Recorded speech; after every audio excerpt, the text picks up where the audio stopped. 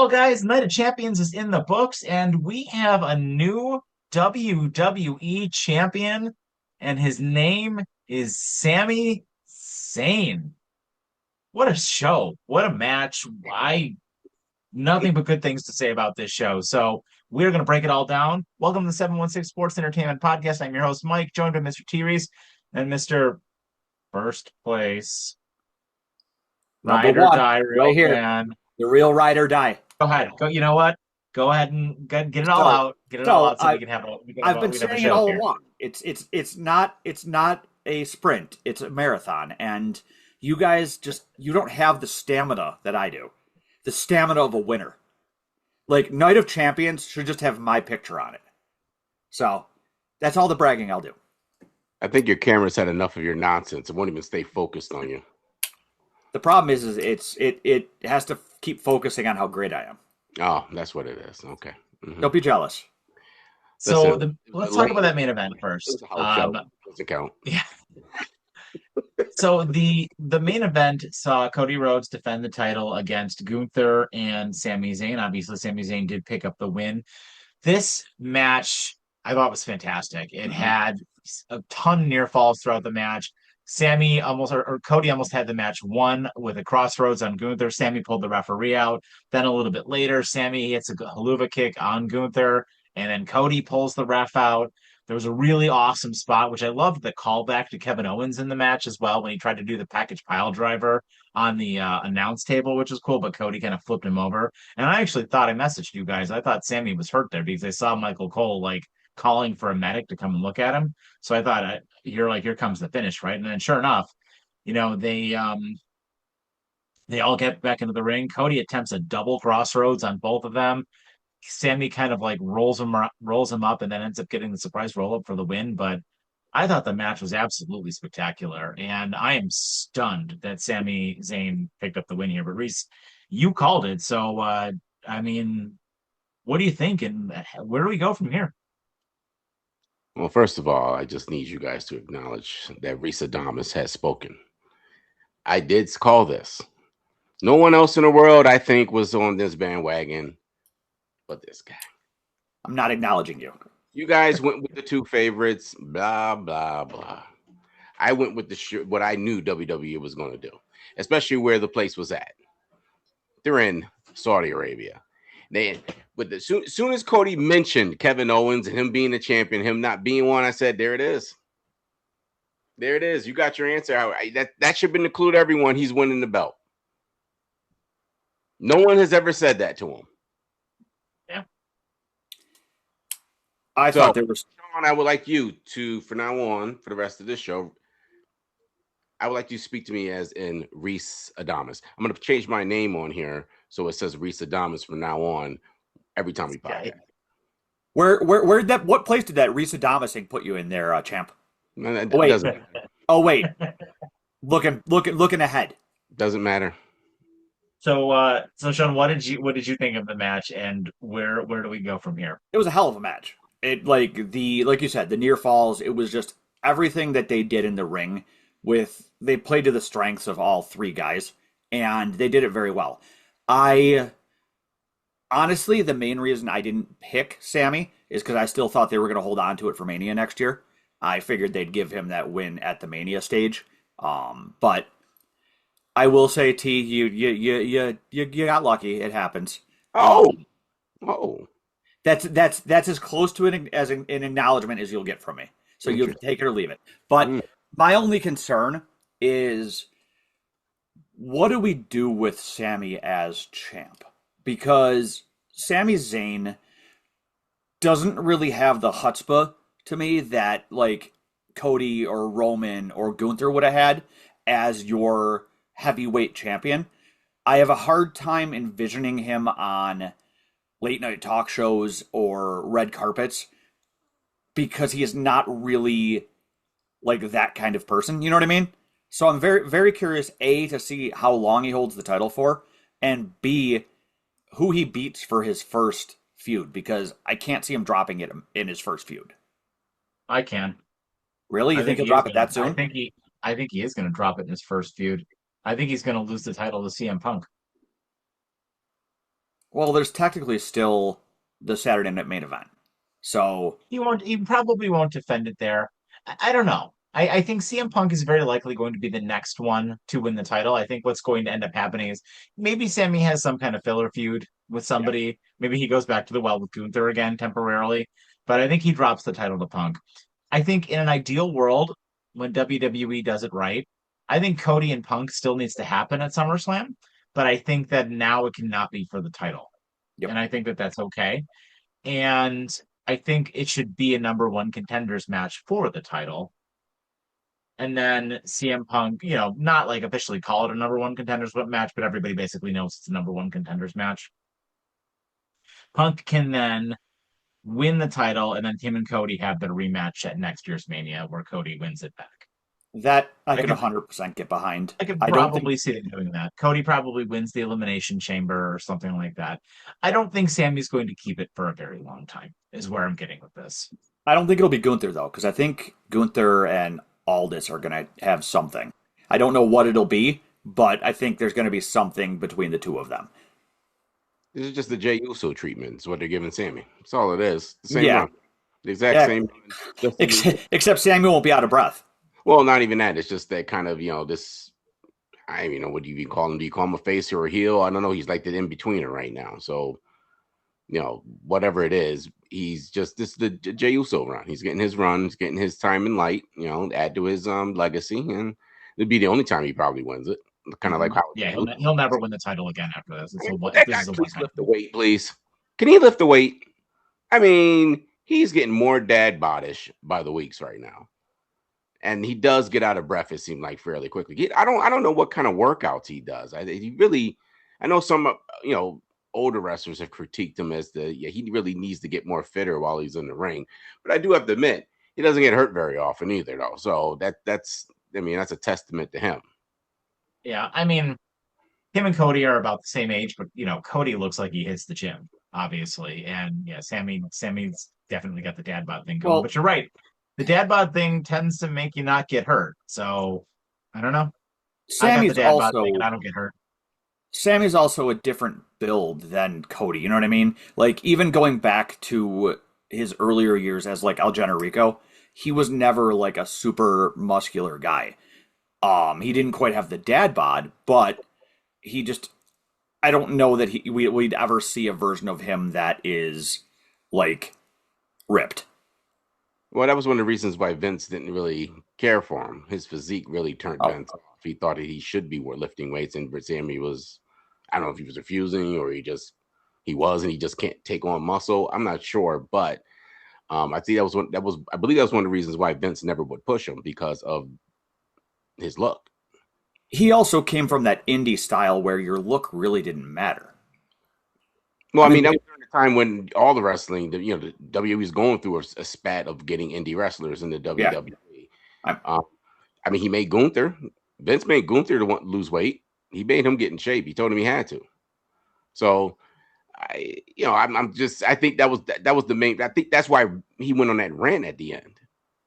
Like when he after he won the belt, he went on a rant on the camera. And they said I'd never get this. And that sounded like more from the heart than it was some sort of script.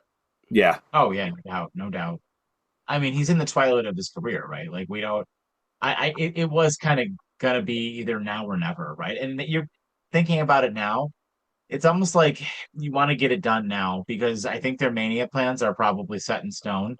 And if it's going to be Dwayne and Roman, if it's going to be Cody and Roman, if it's going to be Seth and Roman, or Seth and Cody, or Cody and Punk, however you want to do it, I have a feeling their main events, maybe, or Oba, obviously, too, right? Which we'll talk about in a minute. I think their main event players are set for WrestleMania. How they get there, I don't know yet, but I don't think Sami Zayn is the main event player for WrestleMania. I mean, you did say the now or never thing, which they alluded to several times during the match itself. Michael Cole made probably 3 or 4 comments about how if this is Sammy's last chance, will Sammy ever be able to get an opportunity like this again? So on and so forth. And yeah, I feel like that is a little bit of your normal Michael Cole-isms plus a little bit of realism. So can we talk about how bad Michael Cole was?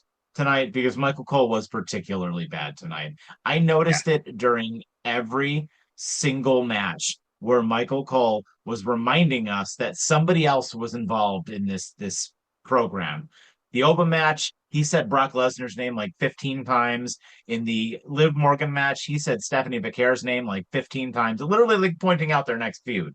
In the Bronson Reed or the Bron Breakker match, they mentioned Bronson Reed like a half a dozen times. He mentioned Charlotte half a dozen times. He mentioned Carmelo Hayes half a dozen times. Like, I mean, dude, get with the program, bro.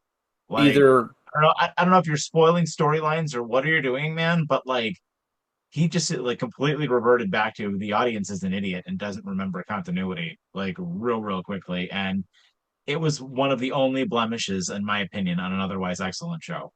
it was either him having an off night or they wanted him to push these feuds coming up again. Yep. That was a reminder to let us know that these feuds are still going and they will be happening potentially in the future as well. I think that was the messaging behind it. Usually Vince would do that. They said he would do that, have Michael Cole mention something almost kind of like a, little Easter egg, but I mean, you're right though, Mike. He like overdoes it. He just keeps spewing it out Yeah. over and over again. I mean, you only Well, have to do it a couple of times, leave it at that, but he does. He goes over the top with it. It's yeah, called it long-term kind of ruined storytelling. it ruined the not, I don't want to say ruined because we got the right result, which we'll move on to the Oba and Jay, unless you guys have something else you want to add about Sammy. But it really if Brock had come out, which spoiler alert, Brock did not come out during the Oba and Jay match. If Brock had come out, I would have been super annoyed with like the way that whole thing was going down there because it literally was like, just shut up. Like I was Mm-hmm. like, like I kept just like waiting for it to happen because he said Brock Lesnar's name like 15 times. And the same thing during the Liv Morgan match. He said Stephanie Becerra's name like 15 times. I'm thinking to myself, okay, who's coming out? When are they going to come out? Am I just waiting? Is this match just spinning its wheels until somebody comes out? So I don't know. But to everyone's surprise, I think, especially the internet wrestling community, um, Oba Femi won.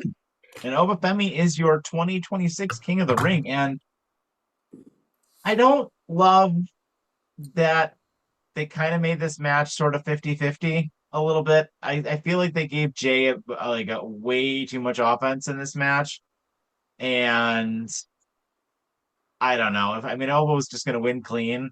I kind of feel like maybe Oba should have just beat him a lot quicker than he did. But I don't know. Maybe I could be a little bit off. But Sean, what do you think about this one? Well, for someone who's as out of shape as Jey Uso, this match should have been a squash. Like, dude yeeted twice and he was out of breath. I mean, I've never the fact that he has less ring stamina than the Ultimate Warrior is something to be studied. So the right call was made here. I think the fact that Oba becomes the first person since 2002 to win the King of the Ring in their first year. Hint, hint, also Brock Lesnar. I think that's huge. I think that's going to play into the fact that I still think we're going to see Oba do double duty at SummerSlam.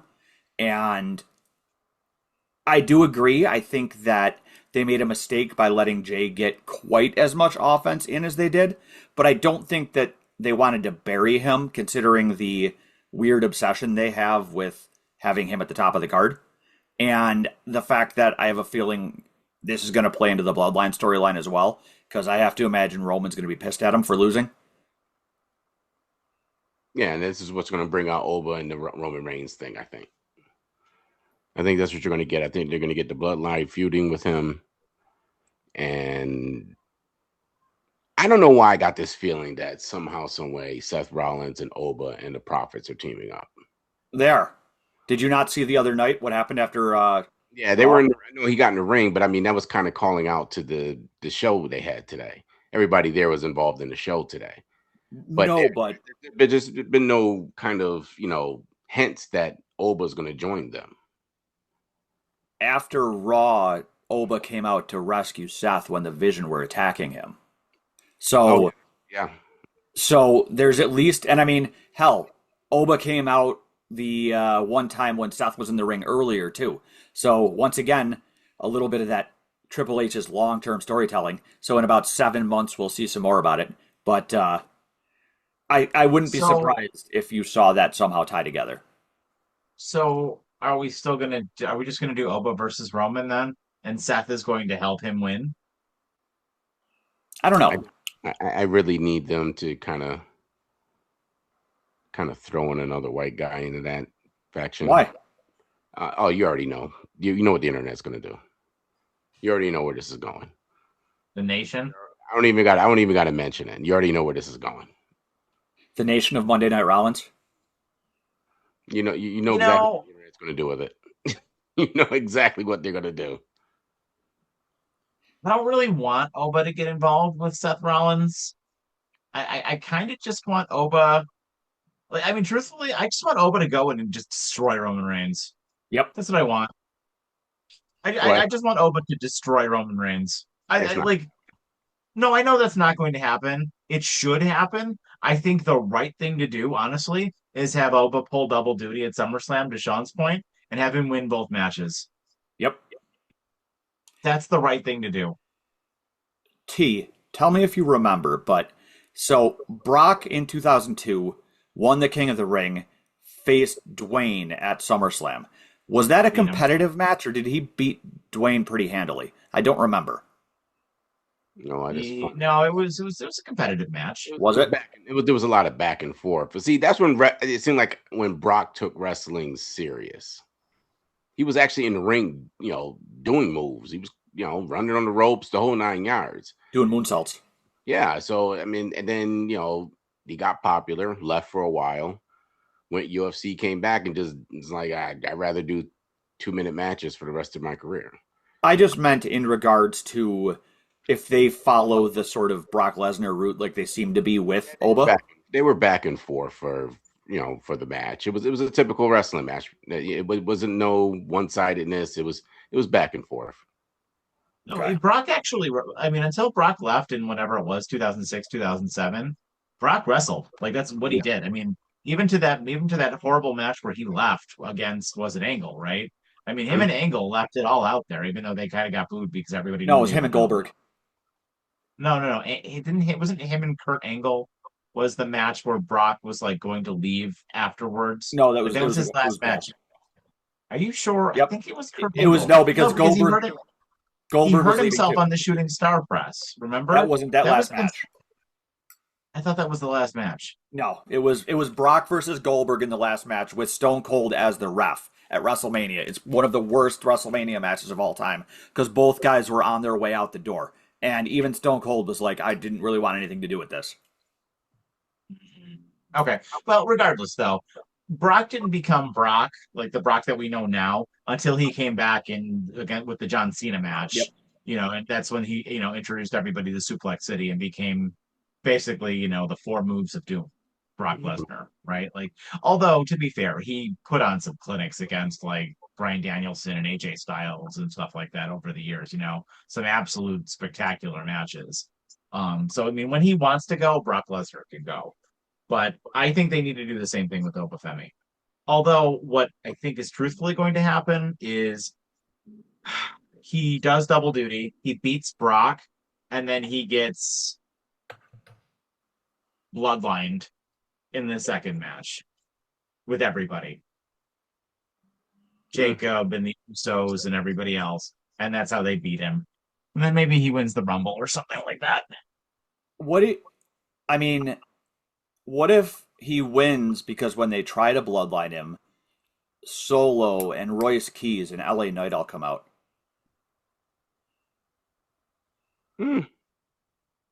Maybe. This is very interesting, right? Like, do you want to talk about that for a second? Like, Yeah. where are we going with Los Angeles Knight and Solo Sikoa? Because they had a spectacular segment on SmackDown. It was like the best thing I've seen on SmackDown in like 6 months.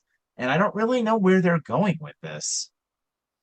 And that's why I brought up Royce Keys too, because there was a thing between him and Solo as well. And to me, it feels like that's the start of potentially who is going to go up against the Bloodline maybe in War Games.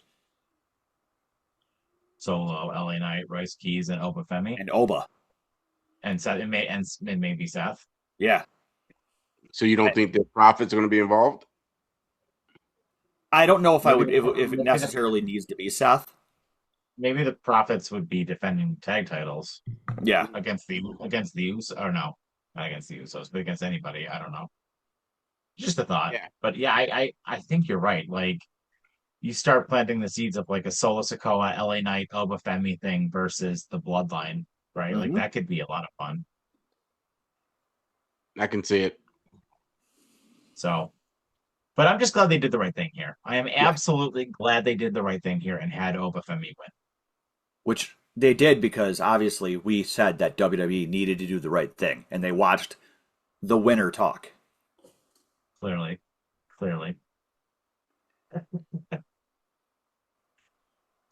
So that takes us to the Women's Queen of the Ring match, which saw Liv Morgan and IYO SKY go toe to toe. And I think to nobody's surprise here, IYO SKY picked up the win.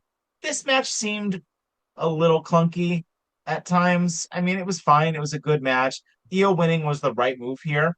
And to my surprise, and I think a lot of people's surprise, IYO just straight chose Liv and said, I'll see you at SummerSlam at the end of the match here. So that was very interesting. And I don't know, Reese, am I a little off base here? Was the match a little clunky? And were you surprised that she picked Liv?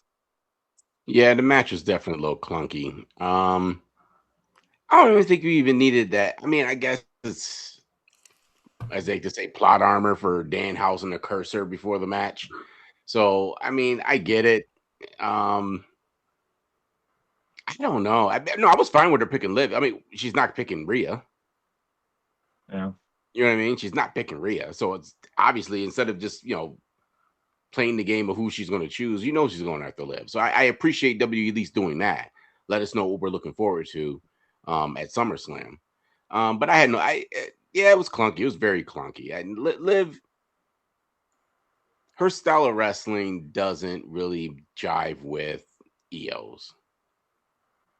Liv is more flat-footed, more acting and getting the crowd involved in the match than what IYO is. IYO is more of a high flower technical wrestler. She's very, very, and again, I've said it before, I still think she's the best woman wrestler on the planet right now. She doesn't get the credit for it, obviously, because of the other names that are in WWE. But yeah, it was a clunky match, but I'm fine. Let's start the feud. Now, what's interesting is the Stephanie Vaquer information, name being thrown around still. So are we potentially looking at a possible three-way match there? Maybe. I mean, because the way that match went, you may need Stephanie in that match because Liv, I don't know. Liv and her didn't, it was like oil and water, it seemed at times in that match. I think that's why they played up IYO injuring her knee as much as she did, so that she did not do quite as much high flying stuff against Liv. Yeah. It allowed them to be more of a, no pun intended, even footing. Mm-hmm. But I think, look, if we were to go back and rewatch it, I think that's where the match became clunky, was when they started to lean so heavily into that. And obviously you're right, she was the correct choice. The fact that Liv was even in this, I think, was stupid. It took away opportunities for other people. And at least I think for this entire show, a big thing of it was just a big headline for me is just WWE making the right decisions for once. And they did here. My only question coming out of this with her picking Liv so fast is who goes after Rhea? If Rhea defends at all, Rhea really might be injured. And you might be right about them maybe having to take the title off of her, whichever one of you said it. Because, I was thinking for sure Rhea and IYO were just going to run it back because of how great that has been, that feud, that rivalry has been. But I mean, to your point now, what do you do with Rhea? Rhea is not involved kind of with anybody right now. She's not in a program with anybody, and she is the biggest star in the women's division. I mean, it could be maybe you run Becky at her. Maybe Balake Monroe. No, she's not gonna. They're not gonna run her into Rhea Ripley that quickly. Maybe JC Jane. I mean, Plus she's all. They're both on SmackDown. So is Rhea. Can we talk about this Blake Monroe thing real quick? I just want to get on a rant here a bit. You mean Veer Mahan?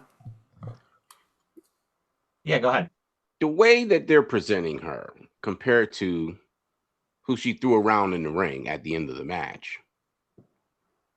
I mean, night and day.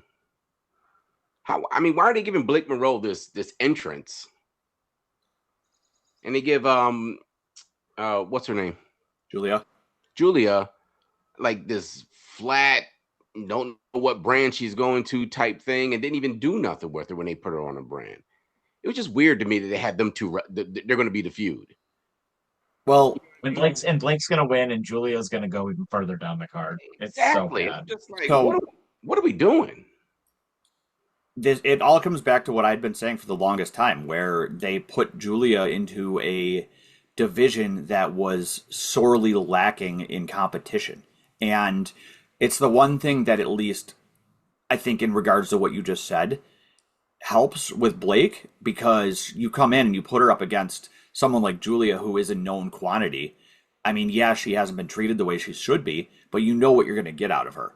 And Blake Monroe is coming in at a point where the competition in the women's division that ship is starting to be course corrected.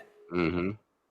It was just, I think, really bad timing on when WWE called people up. They should have probably done what they did this year, and instead of just calling up Roxanne and Julia, probably called up like 4 or 5 people.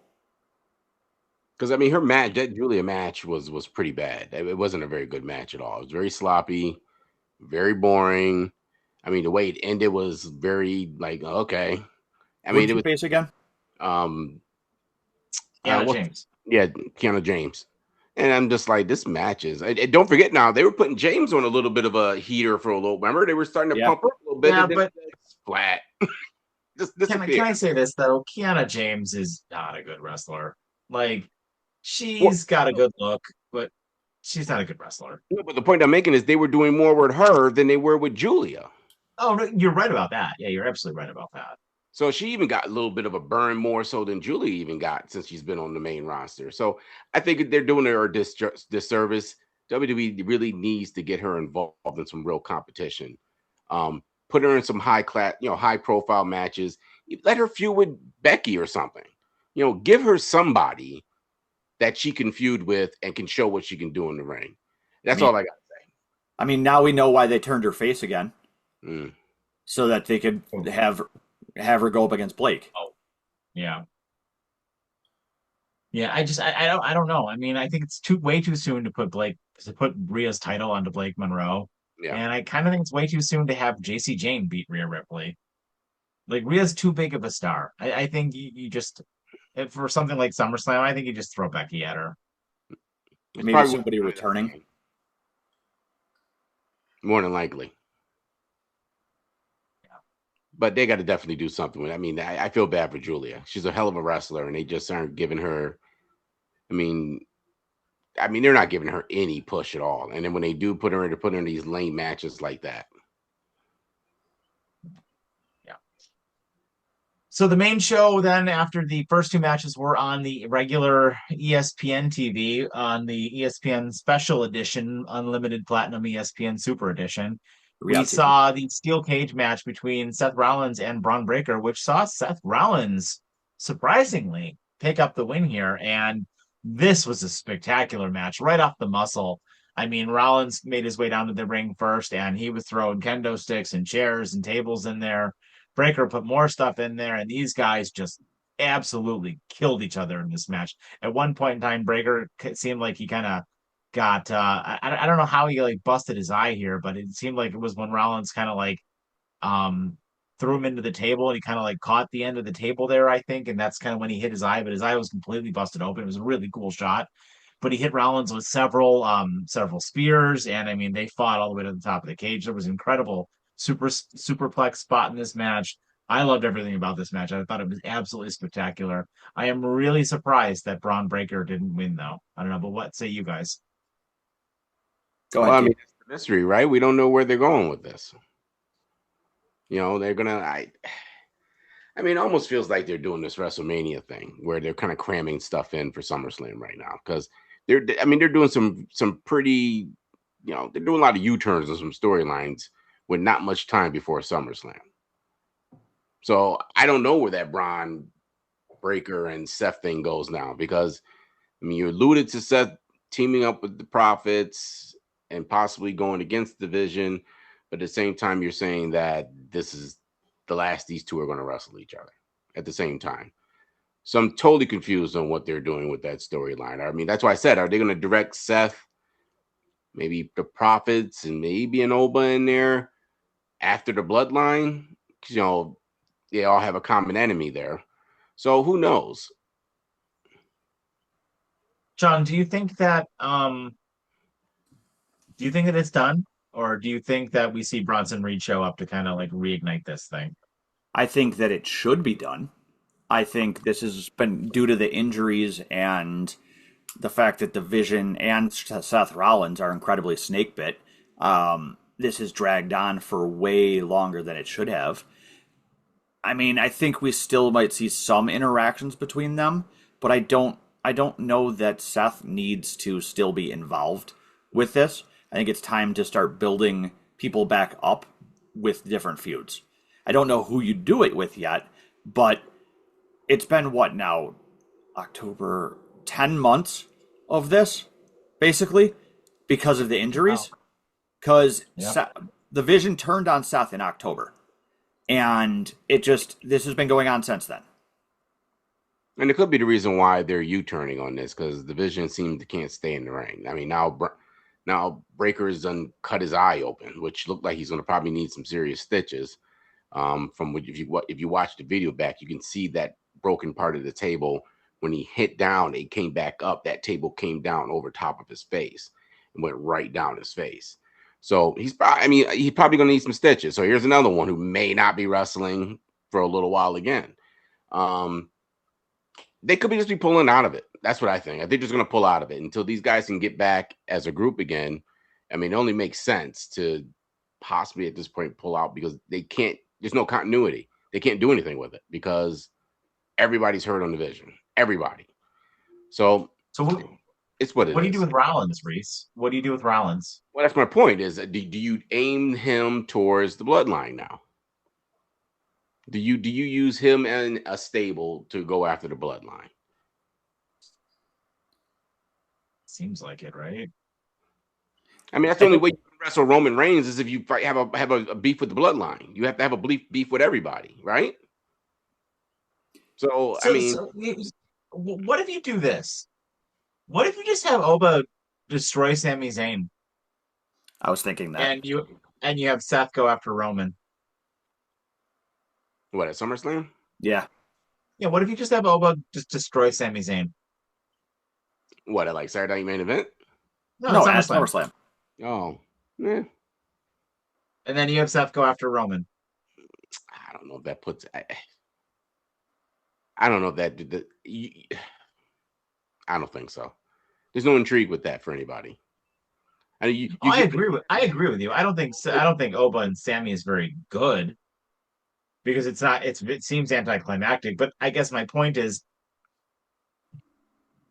and forgive me for the language, but do you really just want to blow your load that quickly? Your Oba Femi Roman Reigns load? Like you want to just blow it out all over the table that quickly? Pardon my language, but you know what I mean?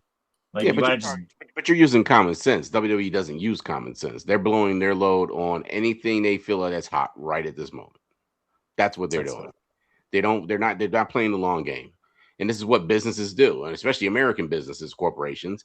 They're not thinking about 5 years from now. They're thinking about right now.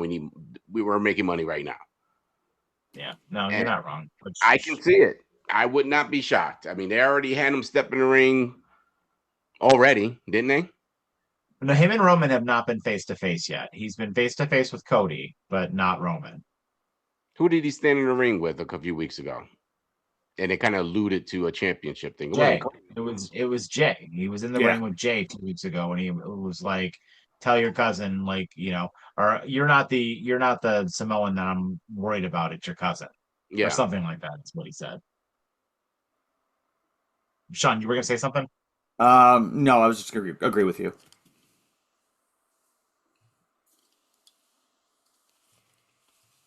Oh, sorry, I think my camera got disconnected for a second there. Yeah, no, All right. everything that the two of you have said is directly on point. I mean, I don't I don't think there's enough time to tell the best story you could with Seth and Roman, even though you have a lot of history going on there. I think that as if you put Sammy and Oba together, like you said, it's just an foregone conclusion on what's going to happen. Unless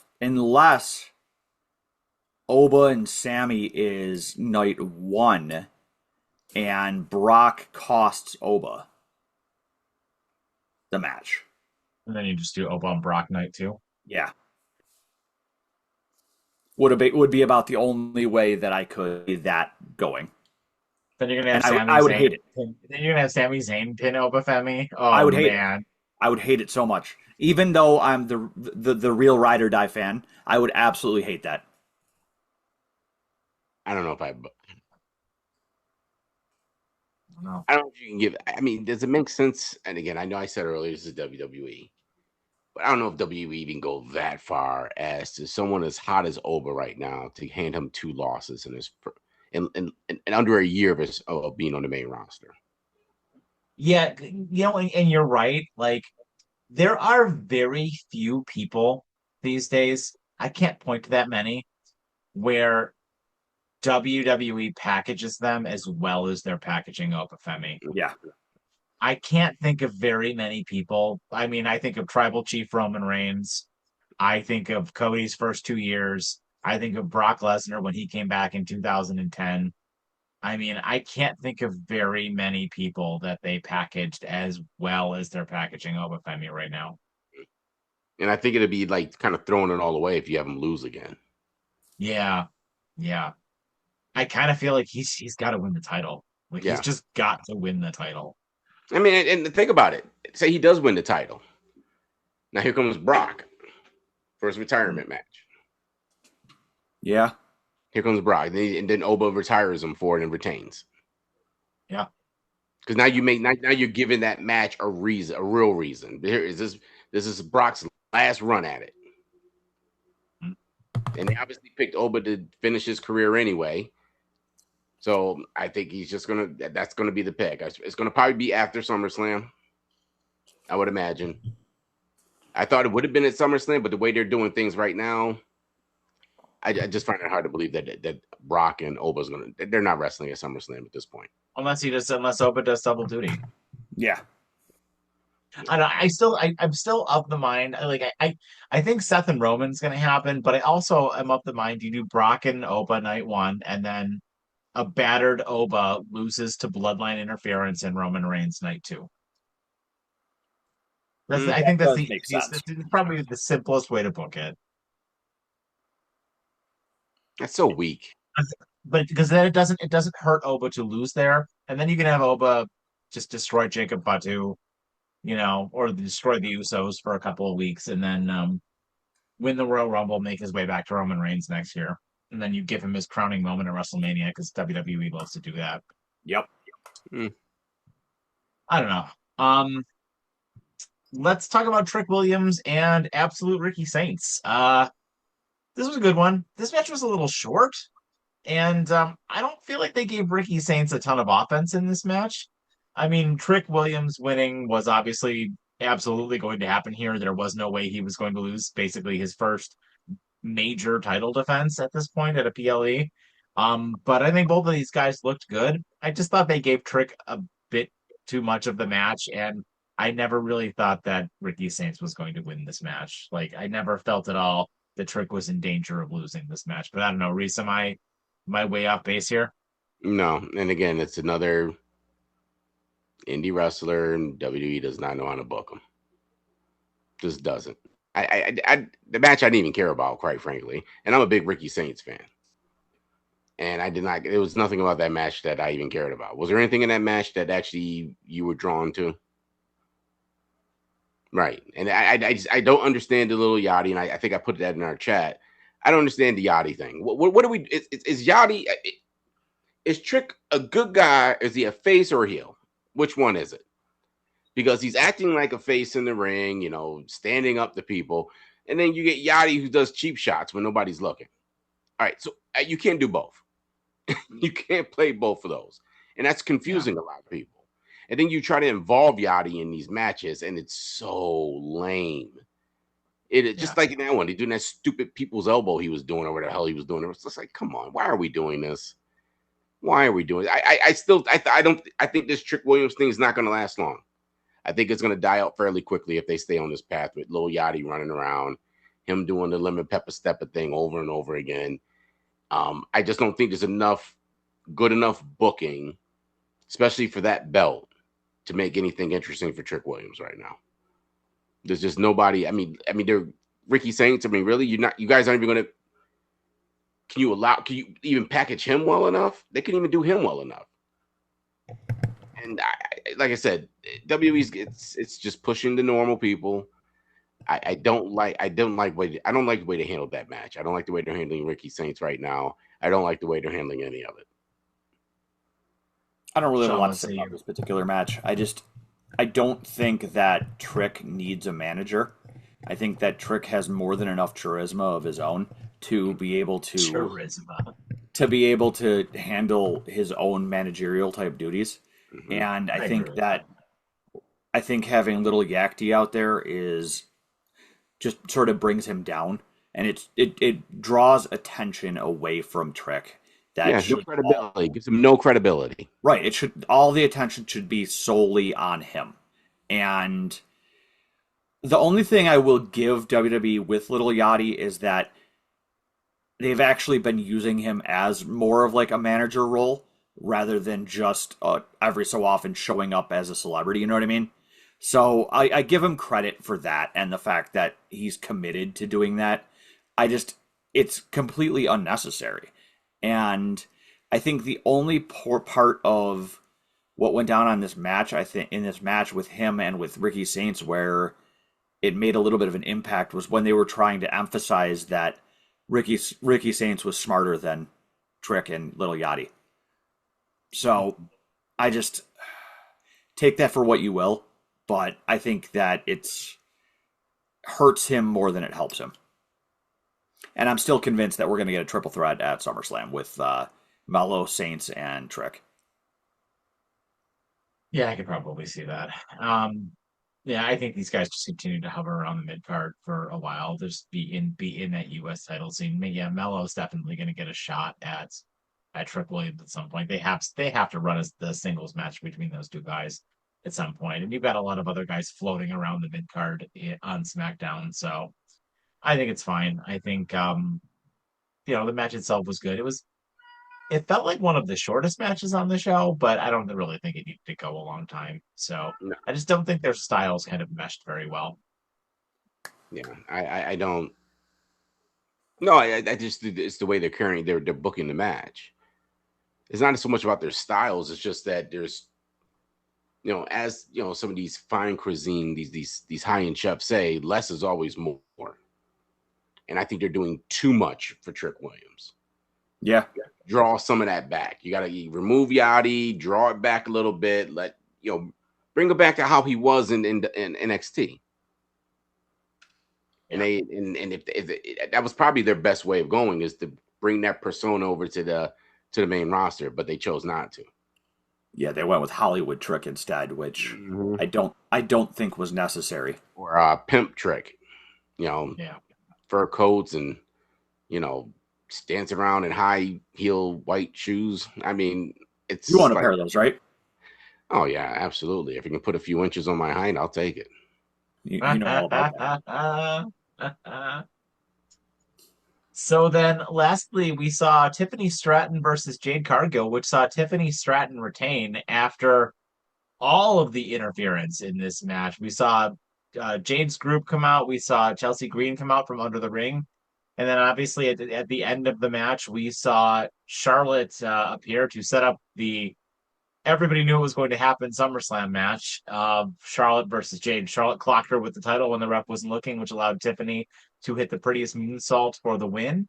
I'm stunned that Jade did not win this match because WWE seemingly can't book women's feuds without titles around them, but they're doing it with Jade and Charlotte. So, Sean, I'll let you humble brag your way through this one. So, what do you think there? You know what's not stunning? The fact that I got this right. Because if ever you had somebody who could be in a match that didn't need a title to tell it, I think that's Charlotte. And I think that putting the belt on Jade after she just dropped the other one, especially with the reactions she had been getting as the world's women champ, I think that would have been a mistake. I do think that they did the story of this match, I think, played itself out well, with Jade pretty much dominating Tiffany for a lot of it, because obviously she is the bigger, stronger of the two. And I mean, the all the interference was to be expected. At this point, I'm pretty convinced that Chelsea Green just lives under the ring. And I don't know. I don't want to brag too much because I don't want to embarrass T, but it was always meant to be. I'm sorry. Much like Thanos, I'm inevitable.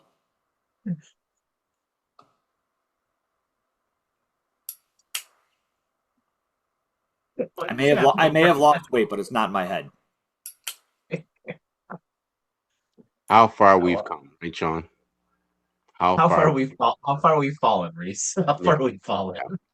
This guy, you're falling right to the back. I mean, this guy it sounded like he's got us by like 5 points. The guy's got us by about, what, a point? Mike's been ahead of us by 1 and been doing the same thing, so I don't want to hear it. 1 point. Just simmer down, son. Okay, hey. Simmer down. All right. Who? Listen, at the end of the day, right who's the now, winner? This is what you are right now. Who's the winner at the end of the day? Sami Zayn holding the belt. Who scores the most points? My real ride or die fans understand me. No. You are Sami Zayn right now, holding the belt. Yeah, just be jealous of the fact that I'm the last real good guy. Until we can get the story adjusted. This is all this is. Yeah, you're just over. You're a war raider. You're holding it over until the real champion comes about. The one that he's a Viking raider, a Viking war experience raider. I'm gonna call him Ivar. You're just holding the belt just until we can figure something out. That's it. He does kind of look like Ivar a little bit. But either way, AT. I'm champ, you're never gonna see this belt. Yes. Like that callback. I like that callback. But I can't watch Jade wrestle. Nope. No. I can't. I mean, say whatever you want. I mean, she's just not a good wrestler. I'm watching, Tiffany hit her, and she's leaning forward into the punches, and I'm like, what are you doing? You're supposed to react to it. And she's just leaning into the punch. I'm like, oh my God, what? I get it. To physique, I get it. But I mean, if there's nothing behind it, you either you go a different way, you just gotta let her go. Because she's not good on the microphone whatsoever. There's nothing she's really good at other than her physique. That's it. Think about it. There's nothing else she brings to the WWE. She's got like the weird she does like the weird like entrance that really seems to get her over a little bit. She's kind of like actually doing like the iceberg thing, kind of like Sean's camera is doing right now as well. Yeah, right? Jesus, this guy. Fine, I'll pretend to be T and go into the dark here. Yeah, that's fine. Then I like to live in the cave. I'm like Bruce Wayne. I like to brood in my dark pockets. Like Bruce Wayne without the money. That's right. That's right. Oh, I got a Bruce Wayne starter kit. Don't worry about it. You know what's going to be crazy is the fact that even in a match with Charlotte, I don't know that Charlotte can actually save a match with Jade. I don't think she can. I don't think she can. And I don't think I could ever say that about Charlotte being in a match with anybody ever. Like, I mean, Charlotte's big and strong, though. Charlotte's pretty big and strong, whereas a lot of the other people who go up against Jade are not. Charlotte made Sasha Banks look good, and that takes a lot. And I don't know if she can do the same for Jade, is all I'm saying. I don't think Sasha's that bad of a wrestler, man. I don't know why people shit on her. I think she's a good wrestler. She's a good in-ring performer. And that's why you're not winning. But her She's just got personality, she's got a lot of charisma. yeah, but it's her personality that drives people nuts, is what it is for her. But anyway, getting back to Jade, but it's just so hard because they didn't bring her up right either. You know what? I shouldn't even blame her. I blame WWE. Yep. You knew she wasn't seasoned. You knew she hasn't been wrestling long enough. They should have had her in NXT from the beginning. She should have been in the NXT. Let her learn how to build her character, because AEW isn't teaching anybody how to build their characters. That's just a free for all over there. AEW has characters, yeah, right? But they should have been. If anything, she should have went right to NXT. She never even had great matches in AEW. They were like 30-second matches, every one of them. Goldberg. Yeah, every one of her matches lasted like a minute. So she never even got to even expand her wings or see what she can do. But she's not good wrestling in the ring. She's not good on the microphone at all. I mean, when she talks, brief, please, because you're not bringing any type of charisma or any type of interest to any of the storylines she's involved in. If anything, we just hope she loses. Yep, that's it. Yeah. And I mean, that's no way to build somebody's wrestling career. No. And I think WWE's doing her a disservice right now. Jade, on the other hand, is probably being paid handsomely. She's probably not really complaining too much about that. She does seem to complain about the fans a lot. Yeah. I mean, I see her do that a lot. But I mean, at the same time, I mean, like, she doesn't show how humble she should be. She's not humble. That's where no. I don't know. It's like, I don't know how, and this is how you know someone who's not really, who doesn't really know wrestling historically. You were just given the green ticket to wrestling. And I don't think she understands that you got to have some sort of charisma to sell. You have to have something that draws fans to you, whether it's you're a heel or a face, something has to draw fans to you. And them just cramming her into these title matches and these high profile matches, I don't think they're good for her. And I think if anything, you're doing her a disservice. You're just making more fans and not want to watch her. I mean, at this point, the way they got her career going, she'll never be a WrestleMania main eventer, which is, I'm assuming their intentions were that she'd be a WrestleMania main eventer. And at this point, she shouldn't be even breathing on any type of WrestleMania at all. Not the opening show, mid-show, late or closing show. She needs to be refined. She needs to be sent back to the Performance Center and have her develop her character. Yeah. You said it. Them not sending her to NXT when she came in was the biggest mistake they made. I've said it for a while now, ever since they debuted her on the main roster. She is so unpolished for somebody who's now, 2 years into being on the main roster? I mean, I don't understand how just even through like blind luck, she just hasn't improved. It doesn't look like she puts in the work in the gym, you can tell, but it doesn't really look like she puts in the work in the ring. Her matches strike me as a bit lazy. Like, I watch the way she takes bumps and stuff like that. And like, Corey Graves kind of had to cover up one of her bumps in this match when Tiffany kind of like rolled her over and like attempted to slam her. Yeah. And Corey Graves said something along the lines of, "Oh, Jade is just so big and powerful that she kind of like rolled out of the way." And he basically said that to cover up the mistake that occurred there because Jade just like decided to. She didn't roll over right. It was a bad spot in the match, and it looked lazy. And a lot of what Jade does just looks really lazy. It's like she takes her gifts for granted a little bit because she's got all the physical tools, and I think she just takes it for granted a little bit. And just expects it to go right when maybe it needs a little bit more. I don't know. Well, I mean, particularly with women wrestlers, whatever you guys say, I'm chauvinistic, whatever, I don't care. But mansplainer, women wrestlers, it's not like a natural thing for them. A lot of them have to learn how to wrestle. They have to learn how to make their characters. And how many, there's probably been more women wrestlers than men wrestlers in terms of the WWE that have just come and gone. In and out real quick. Lose favor real quick because it takes time, especially for women, to refine their characters. Because with women, I mean, it's like, I mean, there's so many different, there's not a whole lot of characters you can be, right? Right. You know, otherwise you're a copy of another one. Unless you could come up with like, that's why Rhea Ripley is so interesting, is because she doesn't look or act like any of the other women wrestlers. That's why AJ Lee and Paige were as good as they were when they came in. Right. They didn't look like any of the other divas. They were completely different than the norm. And I think that's you really need Jade to refine herself. She has the look to be different than most. She just doesn't have the in-ring ability or the microphone ability. And the fact of she's not seeing it, I don't think, just from the way she acts towards the fans. And WWE is just trying to allow her to use her athleticism to get through the matches. And it's not working.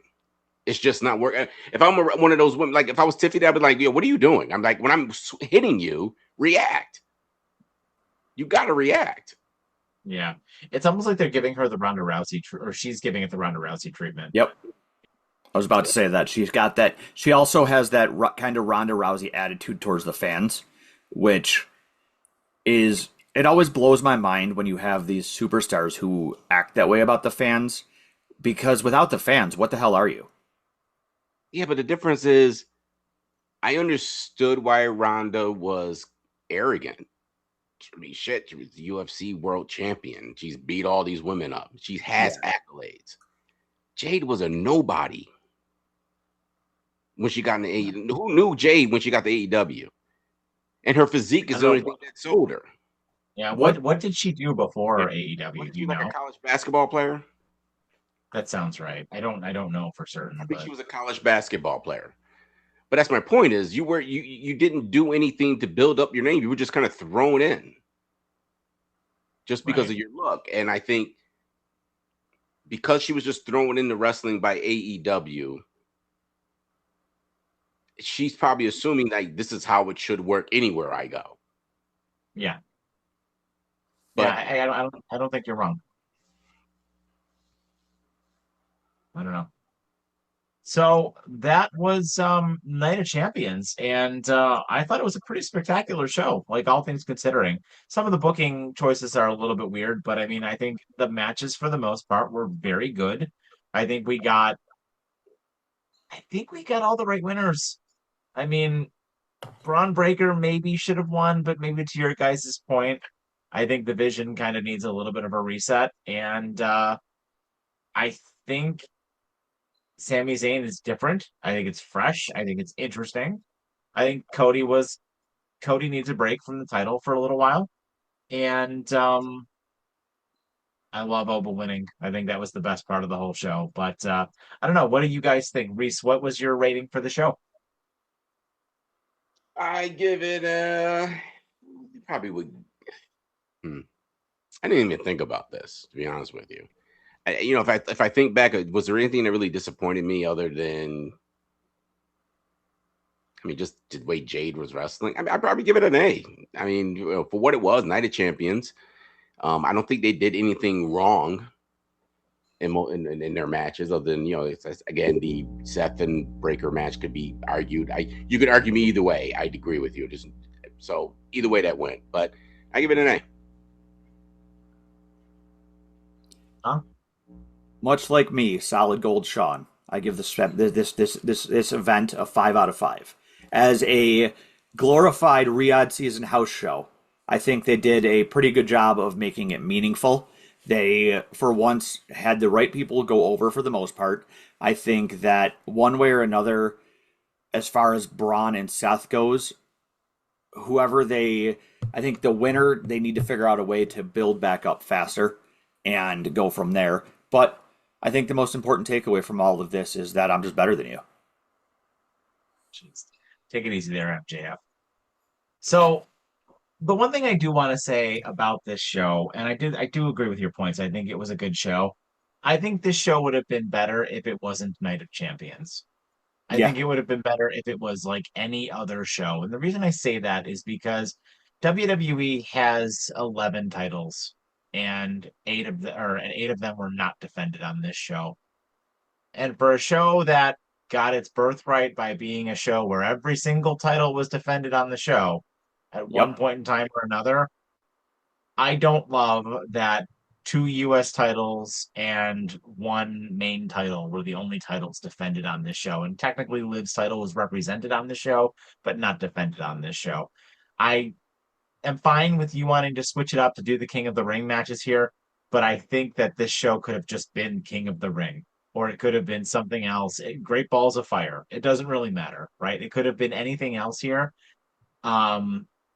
And I would have maybe liked that a little better. I think going forward, Night of Champions needs to live up to its namesake, and every title needs to be defended, or as many titles as you can get defended be defended on that show. So with that, my final rating for the show is a Great Balls of Fire out of 5.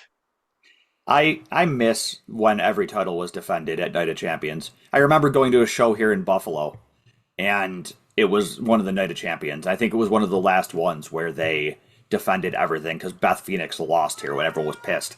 But it made the night something special and to stand out amongst your pay-per-views and PLEs. So I think I agree. I want the original Night of Champions format back. Yeah. So that is our show, guys. Thank you so much for joining us. As always, please smash that like and subscribe button as we make our way to 6K. Thank you guys so much for all of the support. It's been a lot of fun. Look forward to some more of our content coming out soon.